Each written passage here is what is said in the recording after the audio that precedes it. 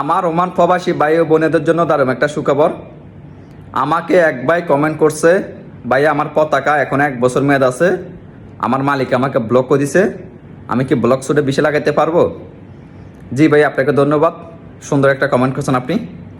জি, আমার ওমান প্রবাসী ভাই ও বোনেরা যারা এই প্রবলেমে আছেন, আপনাদের পতাকা এখনো মেয়াদ আছে কিংবা আপনাদের মালিক ব্লক করে দিছে, আপনারা কিন্তু বিষে লাগাতে পারবেন 100% গ্যারান্টি। আপনার যে পতাকাটা ছিল ওই পতাকা যখন ব্লক করে দিয়েছে, ওই পতাকা সব কিছু শেষ, আপনি নতুন করে পতাকা লাগাইতে পারবেন।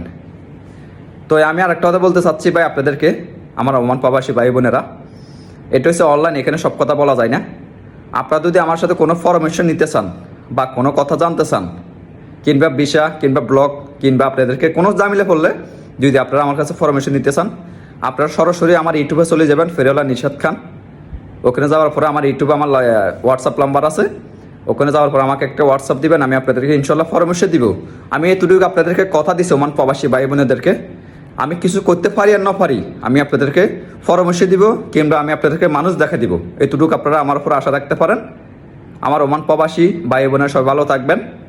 প্লিজ আমার ভিডিওগুলো যারা দেখেন সবাই ভিডিওগুলো শেয়ার করে দিবেন, আপনার জন্য একটা ওমান প্রবাসী ভাই বোনেদের অনেক উপকার হবে।